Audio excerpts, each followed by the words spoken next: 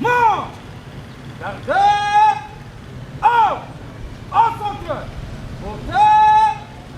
Armée. Clairons au gouverneur de la province dit aux toilettes.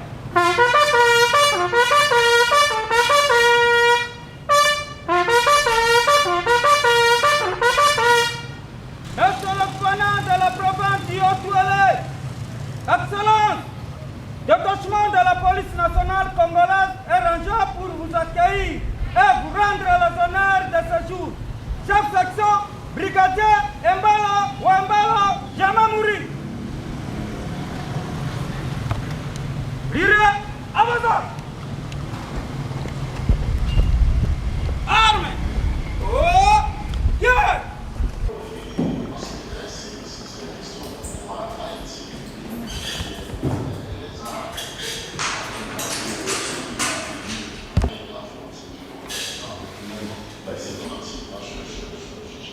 Nous sommes passés voir l'autorité, donc le gouverneur de la province du Haut-Touélé, avec une délégation de la coordination des sociétés civiles, des droits humains, des commissions justice paix des diocèses de Dungu, Dorima et du Siro Nyangara, et CDH avec le partenariat aussi avec Invisible Children, et moi les représentants des peuples, parce qu'à Dungu, comme vous le savez, est dans le territoire de Faraj et Nyangara, depuis 2008 jusqu'à nos jours, nous connaissons des massacres et des tueries avec des bandits, qu'on peut dire des bandits nationaux ou internationaux.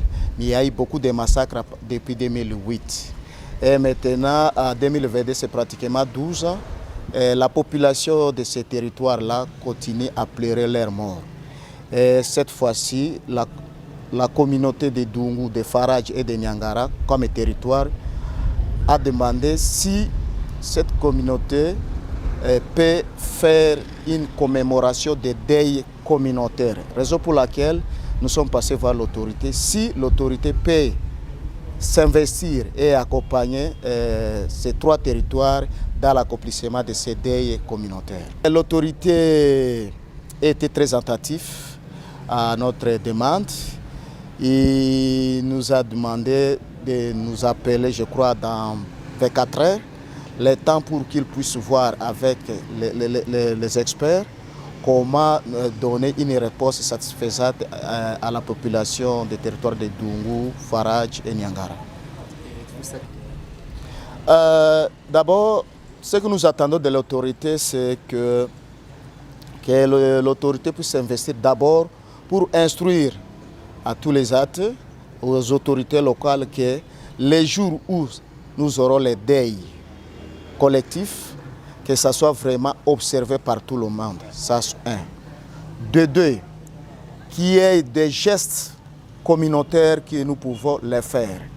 Et de trois, ces deuils-là doivent se passer dans des lieux mythiques. Quand nous appelons des lieux mythiques, c'est dans des endroits où c'était vraiment passé les massacres de masse. Et aussi, nous allons peut-être faire le chute vers des lieux que nous appelons des lieux historiques, là où peut-être on a érigé des monuments. Voilà un peu ce que nous attendons de l'autorité. Et aussi, nous attendons aussi de l'autorité, si dans ces sites où ça sera localisé le deuil, si l'autorité peut se déplacer, si son agenda est vraiment trop chargé, si l'autorité peut déléguer vraiment une personnalité de haute facture pour accompagner ces activités. Pourquoi c'est ainsi?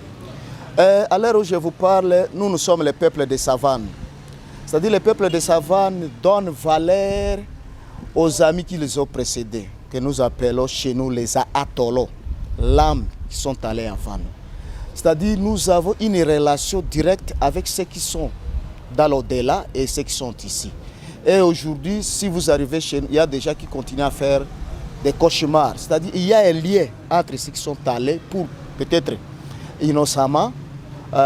Et aujourd'hui, nous avons dit si nous pouvons nous communier avec nos morts. Parce que chez nous, on dit les morts ne sont pas morts. Ils sont avec nous, ils vivent avec nous, je pense. Aujourd'hui, c'est pratiquement 12 ans. Laisser nos morts, c'est comme si nous n'avons jamais fini les matangs.